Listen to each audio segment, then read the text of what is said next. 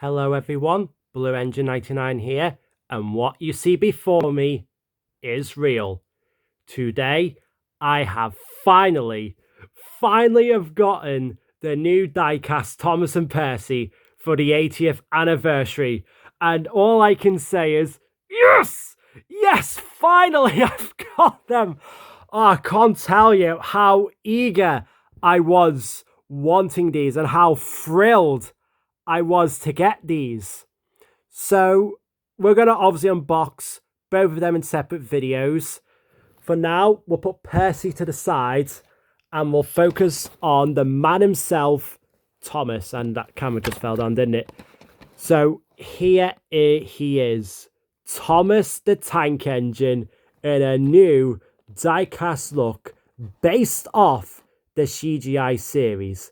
I can't tell you how happy I am to finally own Thomas in the new diecast range. I've been wanting him for ages, ever since that Ruby version was announced. But I went to Smith's today because I found out they have actually entered in the shops, and instantly on the shelf, Thomas was hanging there, and I gasped like, and instantly grabbed him. I was so happy. Honestly, I was shaken. I was actually shaken because I've actually got them. I was shaking with happiness and excitement. The fact I've actually, it's still insane that I've actually got them because, I've been wanting these forever.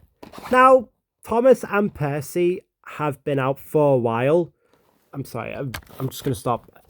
I don't know. I think this camera, so I've got it, isn't the best. They have been out for a while. So you're probably wondering, why didn't I get them from like when they first came into Fenwick's or order them online? I have two reasons for that. For online, I actually wanted to get them more in the shops, to be honest, and I could have gone into Yorkshire, but there's sadly not a Fenwick's near me. But nope. Thankfully, they have finally entered Smith's, and now I can say I own them. So let's observe the box. It's obviously I've reviewed James before. With Thomas, it's basically the smaller engine, but you can, like in the past, you could see the 80th anniversary logo there.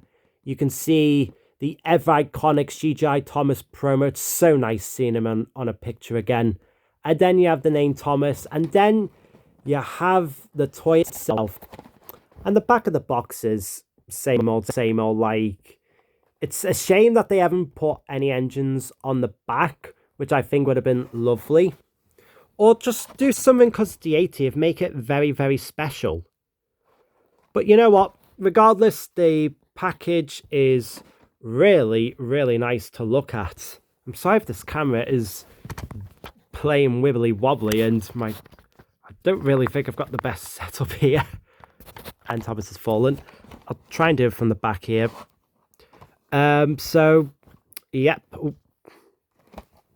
Hang on, I'm going to try something. I've done this before.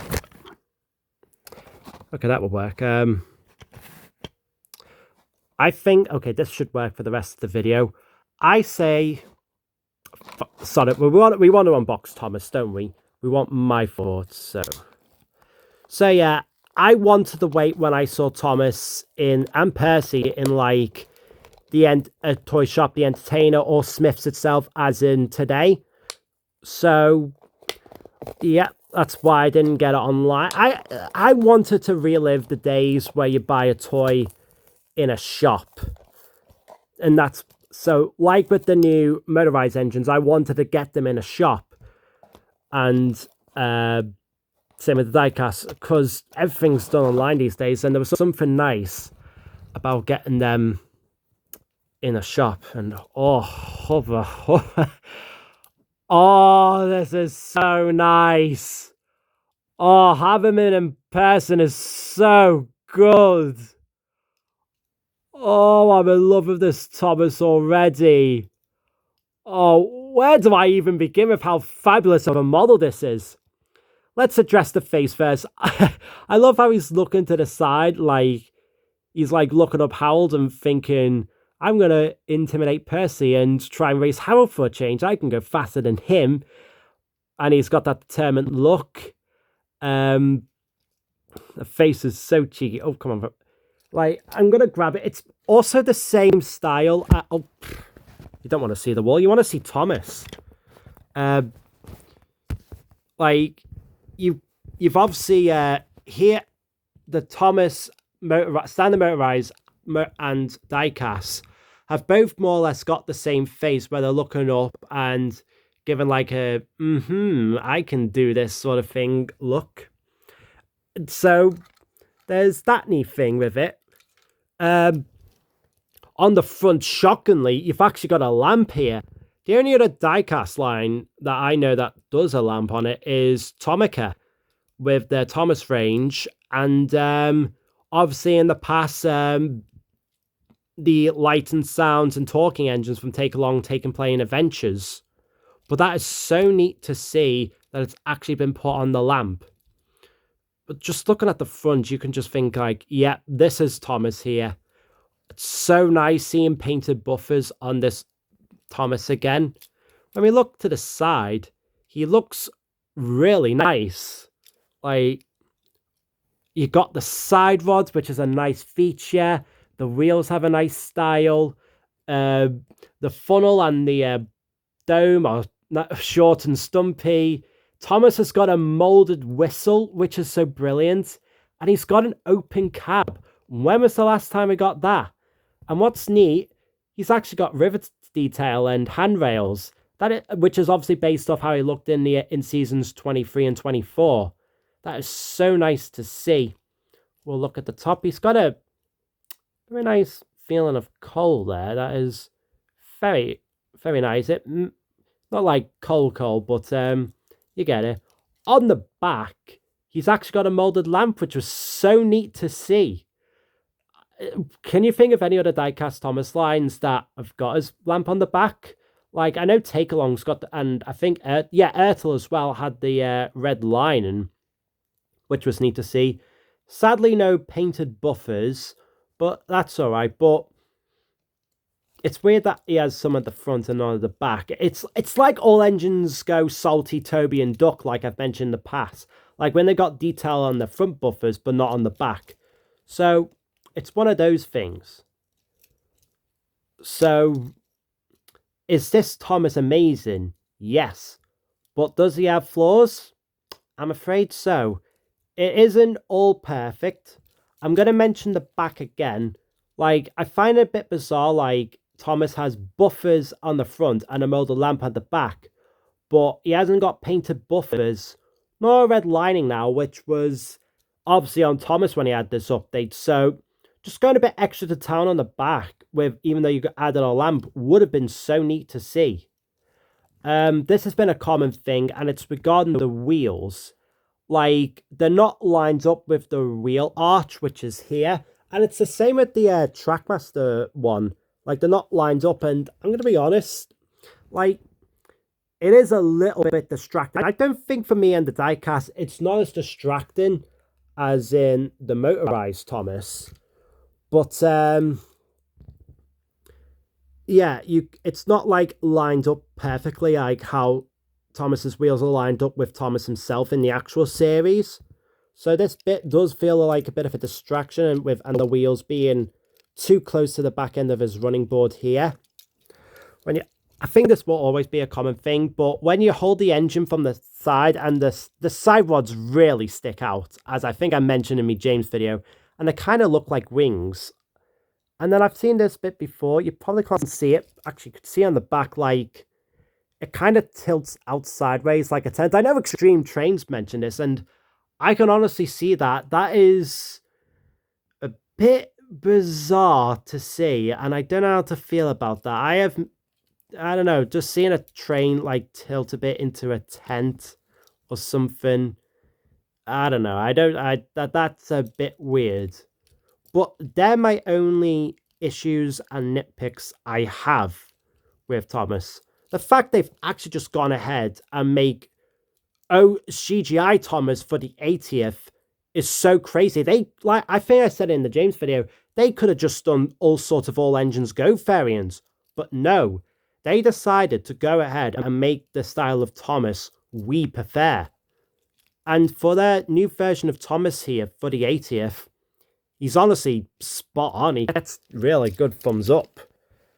And to be fair, he's got a decent amount of weight. So I'll show him between some other versions. Here's a go-to one, the Take and Play Thomas, who's sadly losing his eyebrows. I think one just smudged off. I'm going to have to fix that at one point. But you get a good look at the two and see how different Thomas has changed throughout the years. Like in length and in style. Like, you can't beat the simplistic charm of Take Along and Take and Play. But you can't beat that style of the new Thomas. Both are really good. And here's one of my Thomas from the past. The first ever diecast Thomas. The Airtel white running board sticker face. And it's so crazy seeing how diecast Thomas himself started off in diecast to today. And it's so crazy. I'm just going to check. Like, I've mentioned this just before. Like, it would have been nice to see the red lining here on this version of Thomas if they went into town to give him a tail lamp. I'm going to excuse the buffers, though.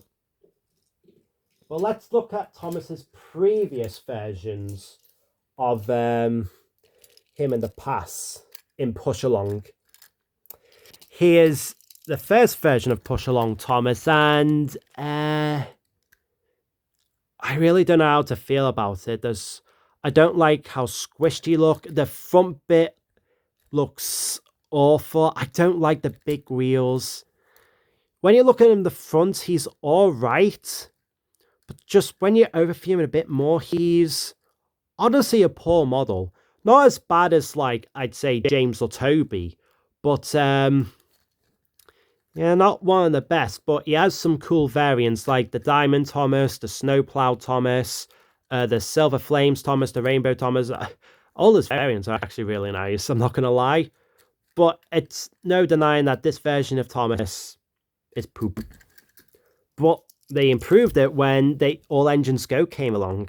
It's going to be so crazy in October when it'll be 5 years since All Engines Go was first announced. But for the All Engines Go diecast look of Thomas, he's actually really good. He actually looks like how Thomas looks in All Engines Go. Accurate face, accurate squish chibi performance Thomas has.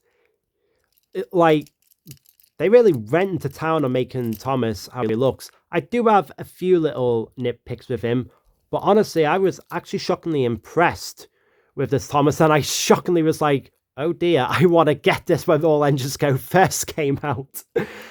Oh well. But you know what? This is honestly a really solid Thomas. And now we've got this Thomas, which we've reviewed. So we have to put all three versions of Push Along Thomas together, like what I did with James, except it's not in the shed, it's on my bed again. So crazy seeing all these versions of Thomas. One we know is poo. The more I've looked at Thomas, I'm like, I don't like that Thomas, to be honest. But All Engines Go did a great job of representing their diecast version of Thomas. But obviously, my win for Push Along Thomas is obviously the new one for this year. They've just went to town on Thomas, and despite its flaws, I already think it's my favourite model of all the engines in the range. I really want to do a remake with Thomas already. I really want to do a remake with this version of Thomas. It's that amazing. I love him so much. He's just a fantastic looking model. Honestly, a lot of people have already gotten him, but I recommend getting the diecast Thomas, regardless if you're a diecast collector or not.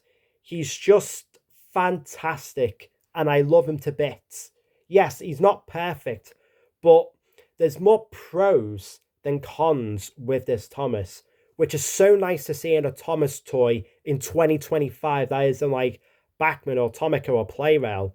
The fact that Mattel have done a really good, fantastic Thomas toy says quite a lot. So I will leave it to there. I can't tell you how happy I am in my unboxing videos to have finally done Thomas again. Well, I'm pretty sure it's basic when I say this, but Thomas is my favorite character. So I may have given away a question that's been asked for the Q&A, but oh well. But yeah, yeah, the Diecast 2025 Thomas, amazing. I love him so much. So with that, I'll leave it there. With that, I'm saying this is Blue Engine 99 saying goodbye, and I'll see you when I unbox Percy.